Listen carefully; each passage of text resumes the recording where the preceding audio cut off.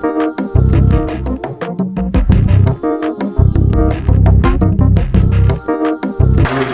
let's quickly rise to our feet and go back one more time to Philippians chapter 2. Philippians chapter 2. We want to begin a new sermon series entitled Unbeatable. Unbeatable. Philippians chapter 2. I just want to lift up one verse in Philippians chapter 2. The first service we talked about that name that has power, that there is power in the name. If you're on Facebook, go on and check in at the Mount Church. It's okay. Pastor says it's okay.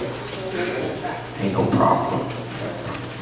Listen, share your word with your neighbor. If your neighbor does not have a Bible or a smartphone or access to the word right now, share your word with your neighbor so your neighbor may partake of this same meal that we are about to receive. Philippians chapter 2, verse number 12. You find these words recorded. Therefore, my dear friends, as you have always obeyed, not only in my presence, but now much more in my absence, continue to work out your own salvation with fear and trembling. This sermon series is entitled Unbeatable, but listen again if you will one more time. Therefore, my dear friends, as you have always obeyed, not only in my presence, but now much more in my absence, continue to work out your salvation with fear and trembling. If you're not too late, will you look at your neighbor on your way to your seat, tell your neighbor my sermon title. Say, neighbor, oh neighbor, it's my turn now. That's the wrong neighbor. Find somebody else and say, neighbor, it's my turn now. You may be seated in the presence of the Lord. If I and you and I are going to be unbeatable, we have to learn how to declare every now and then, it's my turn now. My beloved brothers and sisters, several months ago, Pastor joined the gym, and while at the gym, you see so many different individuals that come in. I go early in the morning to get their exercise on. On one particular occasion, something arrested my attention while there at the gym working and sweating as best I could to try to stay in some better shape than I'm in right now. I was there and noticed an individual that came into the gym with all of the accoutrements of wanting to work out.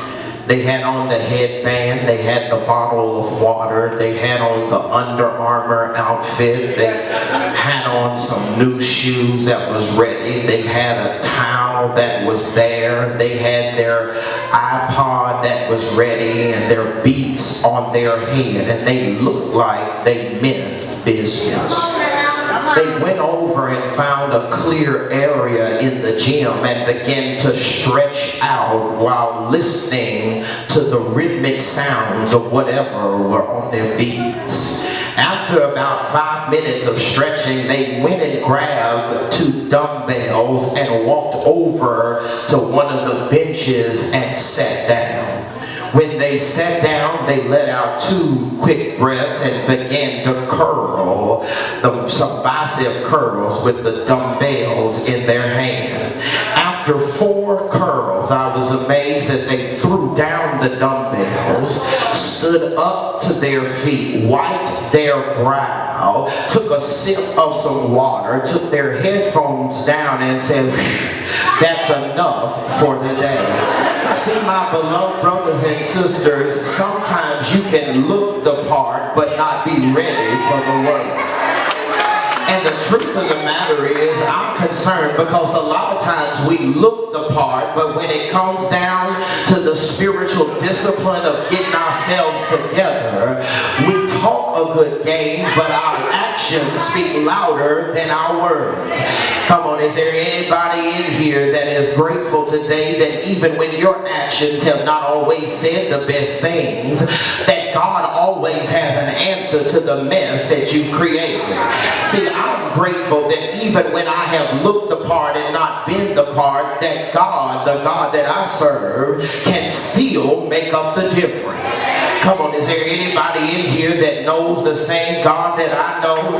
That even when I have tried and I have not made the best effort, I have not made it to the finish line, I have not always said it the right way or done it the right way or lived the right way, and when I should have died, when I should have lost my mind, when I should have committed suicide, when I should have already been at the McFarland funeral home or somewhere in a cemetery nearby, that God made the difference in my life.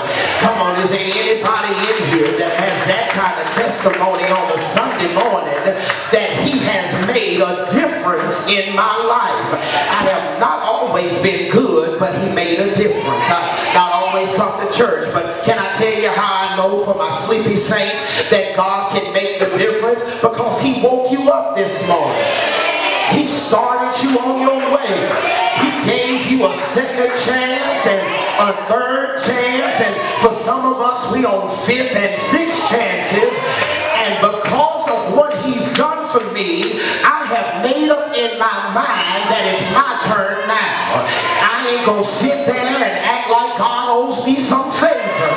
I'm not gonna sit there and act like that I'm doing God some kind of favor, because I'm in here to tell him that it's my turn. Can I tell you what you ought to do when it's your turn? You ought to give God some praise. When it's your turn, you ought to give him some glory. When it's your turn, you ought to learn how to serve. When it's your turn, you ought to learn how to sacrifice and quit gossiping.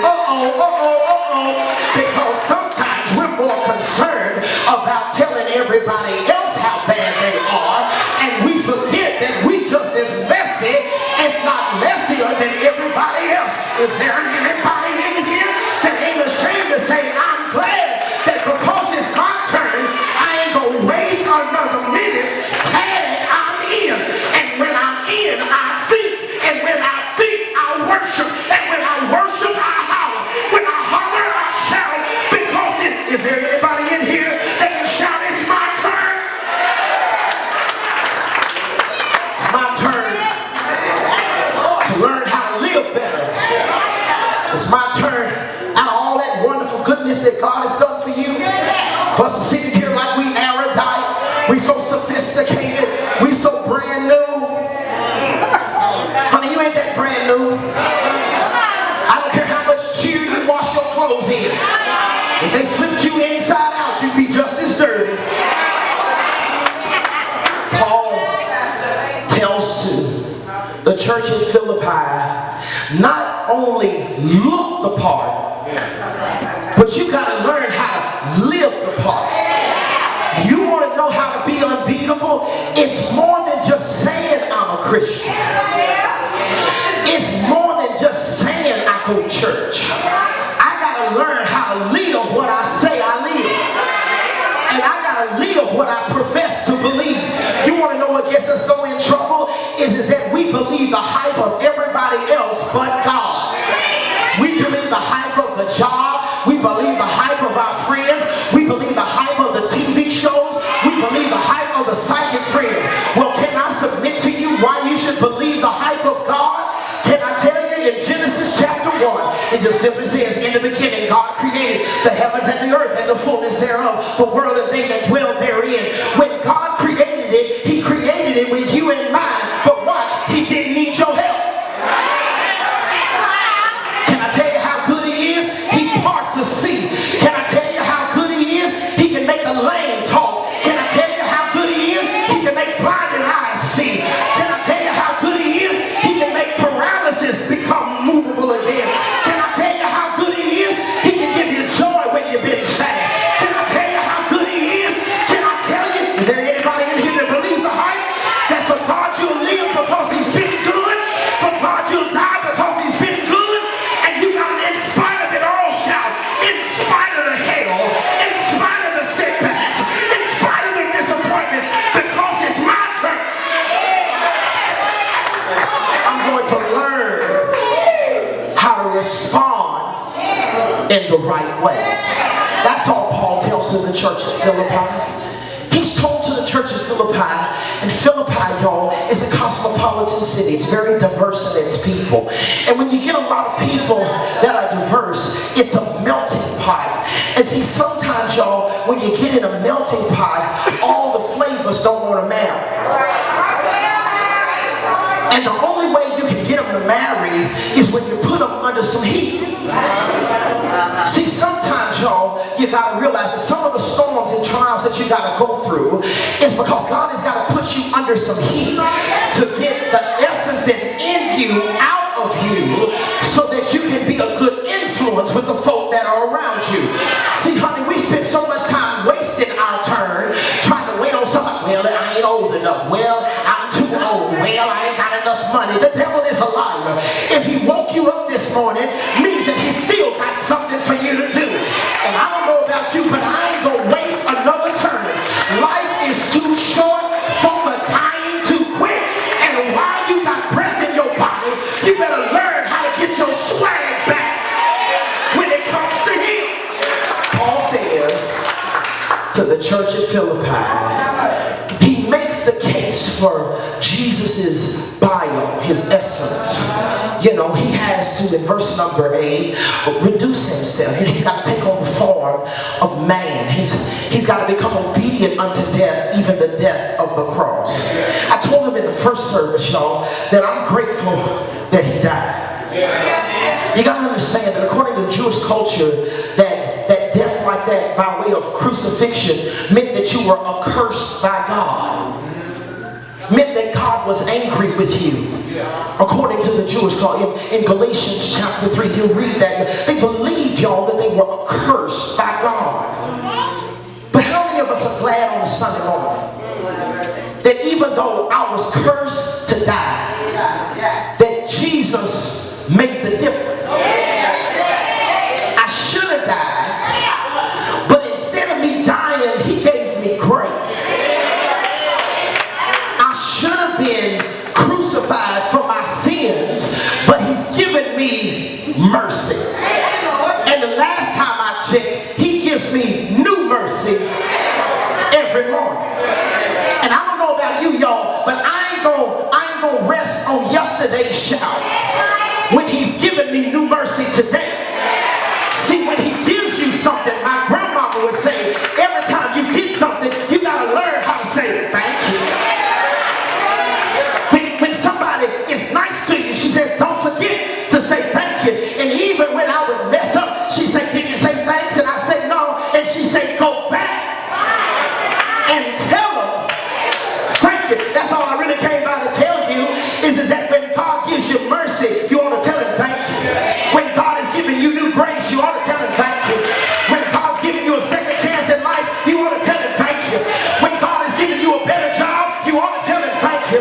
When God has let your kids come back home, you ought to tell him thank you. When God has turned your life around, you ought to tell him thank you. When God has put a roof over your head, I'm going to shout it until somebody gets it. You ought to learn how to tell him thank you.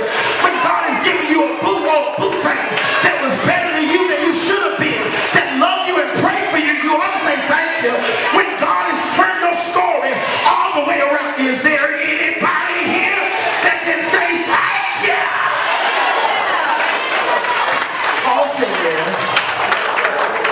Paul says, because of the Lord's sacrifice, that he gives him a name that is above every name. See, that's good shout material right there. That he can give him a name that is above everybody else's name. That means that his name is bigger than my daddy's. He's bigger than my mama's. His name is bigger than my problems. His name is bigger than my circumstance. Come on, is there anybody in here that knows a little something about that name? That you know you ain't nothing but one name away. Come on, can you help me call his name? Can you call his name Jesus? Jesus is the sweetest name that I know, that I can call on. That when all hell breaks loose, he's a bridge. He's a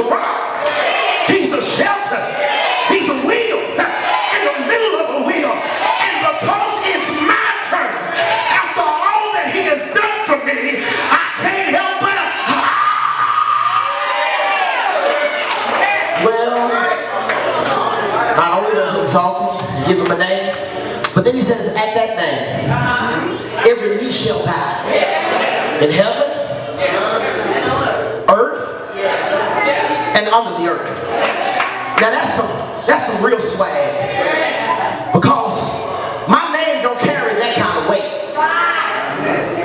Your name don't carry that kind of weight either. I don't care how tough you used to be. You ain't got that much weight because arthritis and senility done got to you now. But is there anybody in here that's glad that there is another name that you can call on that is not like rechargeable batteries? This name, when you call that name, does not need to have a holding pattern. This name does not need somebody to plug it up to the OMU. That this name does not need Atmos Energy to give it what it needs. That this name does not need no dose or 5-hour energy drink or Red Bull. This name does not need Coke nor crack. Can I tell you what this name is? This name's got power. I wish I had a real church in here. I said his name's got power. Now if you ain't never needed the power of God, don't say nothing.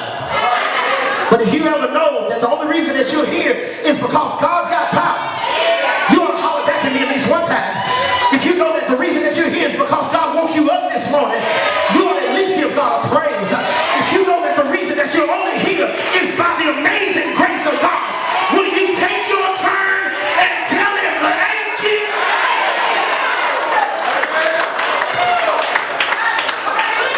Exalts him.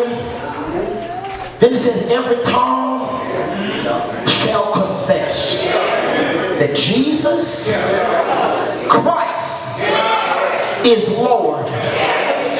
God, I feel like preaching now. To the glory of God the Father. That meant that everything that Jesus did gave God glory.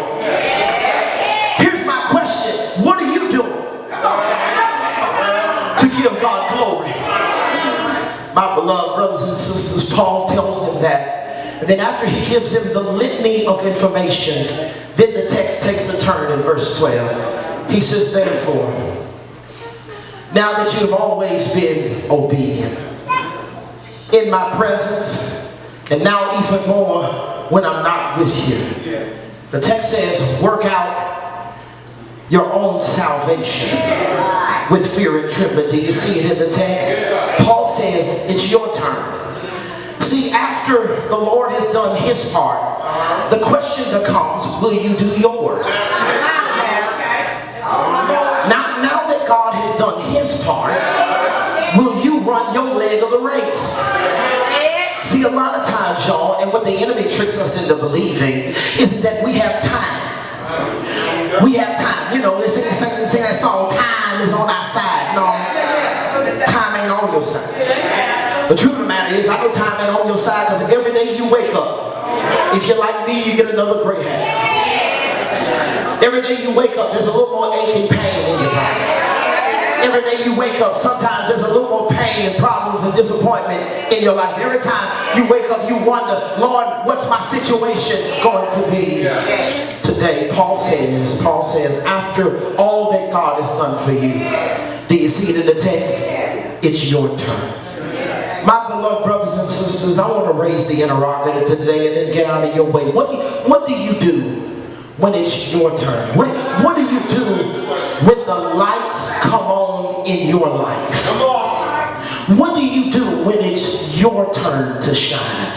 See, the problem comes is the enemy has tricked you and I into believing that we ain't going to get no better than where we are. The enemy has tricked us into believing that we're not going to be any smarter than what we are. The devil is a liar. Because I realize that greater is he that is in me than he that is within the world. So if it means that greater is he that is in me, means that I have something that's on the inside that is bigger than what of the stuff that I got to deal with on the outside. But he's so greater inside of me that he can fit inside of me and I inside of him, because what he wants to do in me is greater than what I could imagine. Come on, is there anybody in here that's glad that God can still do greater? What do you do? It's your turn. When it's my turn, my beloved brothers and sisters, for you and I to become unbeatable, what do you do when it's your turn? Well, the first thing that I see in the text, y'all, you've got to learn, number one, to act right in the dark.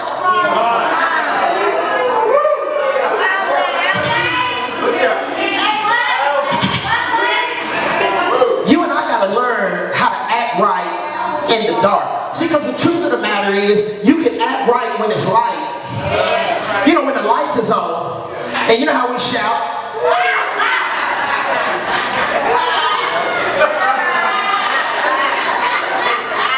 You know how we act and operate, you know, when the lights is on. Honey, you know, I got this fresh new anointing. The question is not how do you act when the lights is on. The question is, can you act right when the lights is off?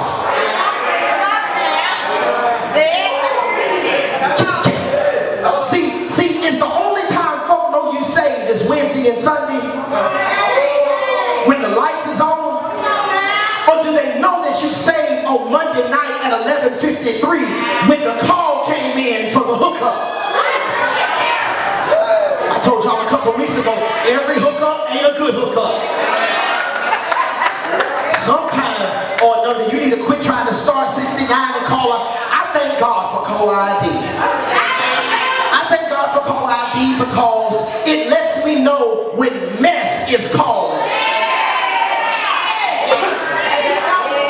And I have the right to choose if I'm going to engage in it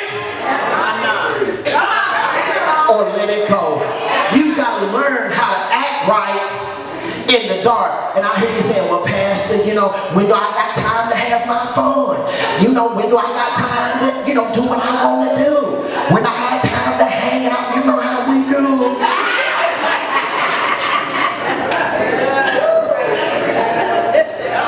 The truth of the matter is, y'all, there are certain things you need to quit doing before they quit doing you. You've got to learn how to act right in the dark.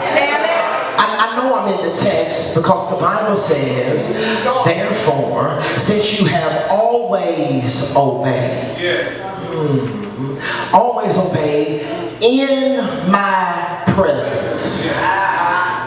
See, the truth of the matter is, y'all, you got to learn how to act right when the lights go out. God does not want a freak in the sheets. He wants a faithful one.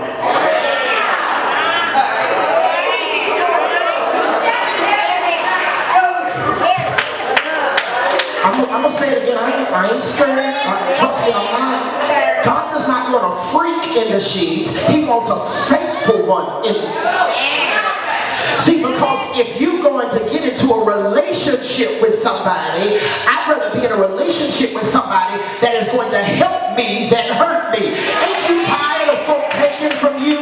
Aren't you tired of people scandalizing your name?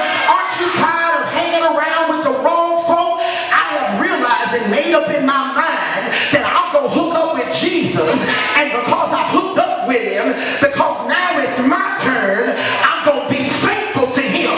That means there's some folk that's in my phone. I got to let them go because they going to mess with me too.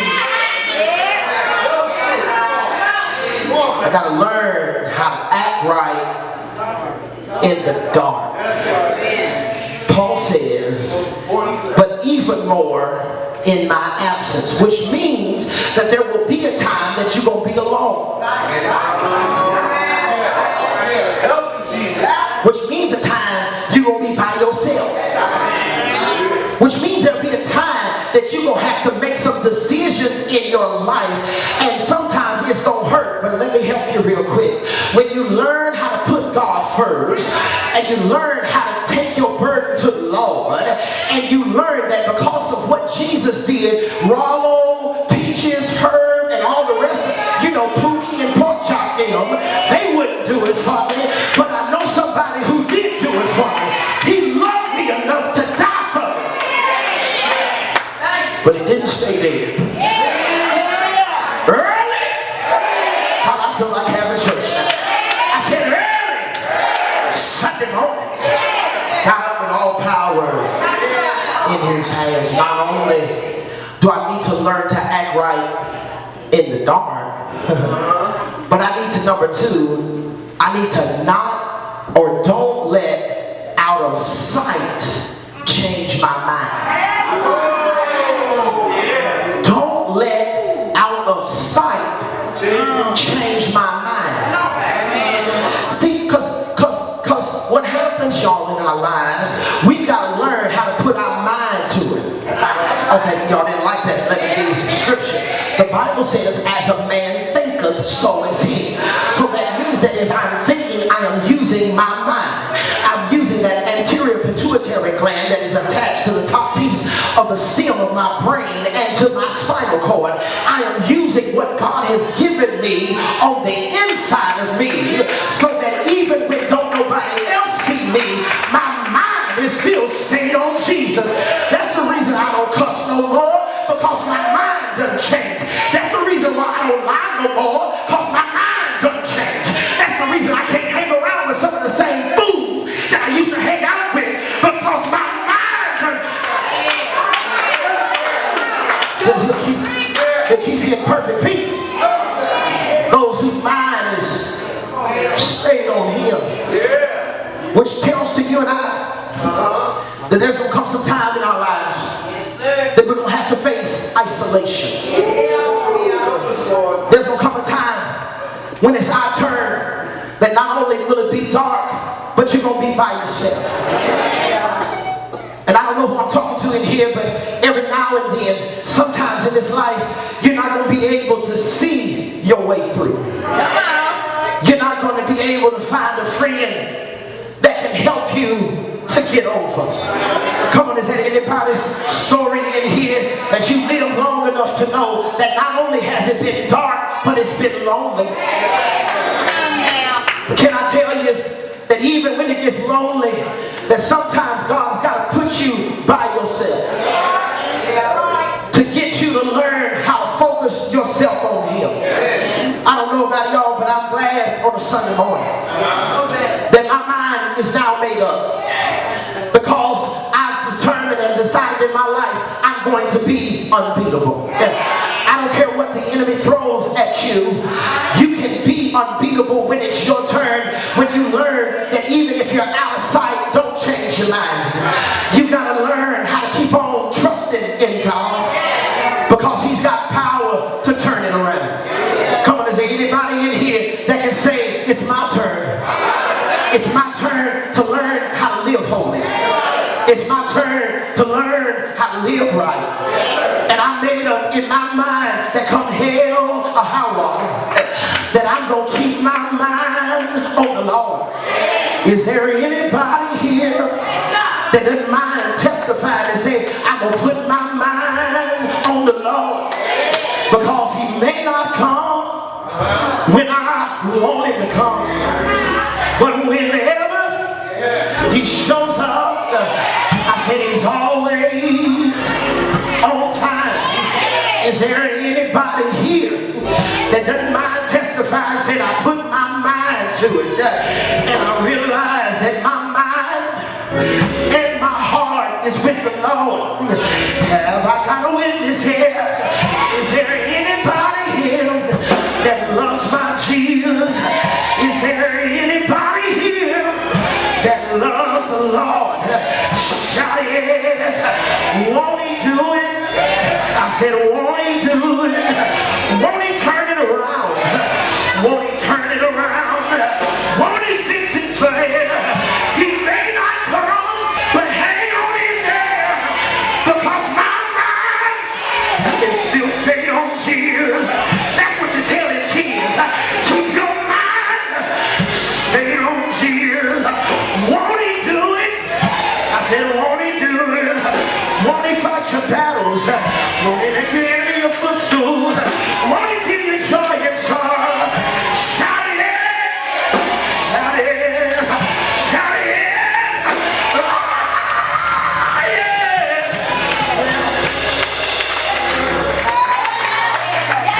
Texas, and I gotta go. Texas, listen.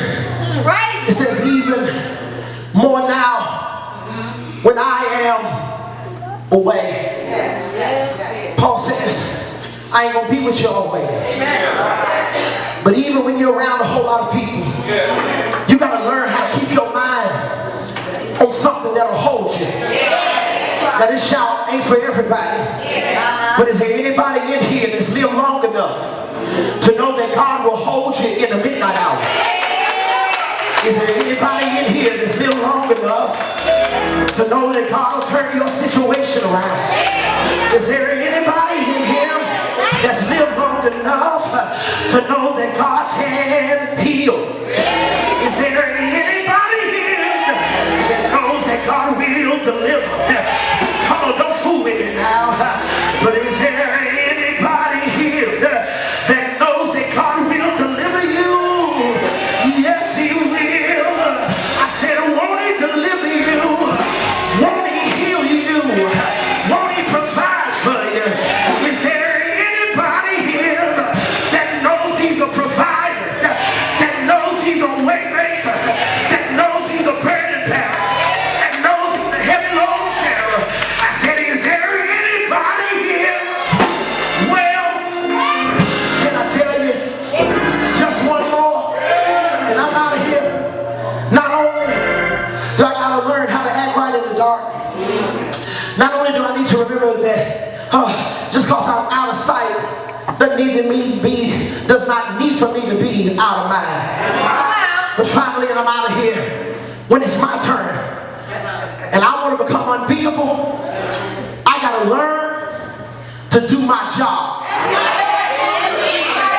I see y'all on Wednesday night, but you and I gotta learn how to do your job. Paul says in verses 1 all the way to verse number 11, it talks about the relationship of what we should be in terms of what Jesus did for us. And now Paul in verse number 12 says, do your own work, because it's your turn now.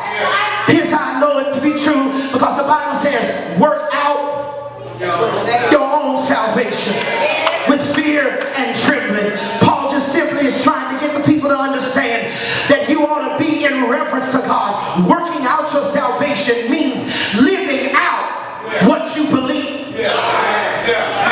I figured I wasn't going to get no shout out that, but you and I got to learn how to live what we believe. And if I'm going to live what I believe, I got to learn how to do my job. See the problem, I figured why we couldn't shout, because the problem in many of our lives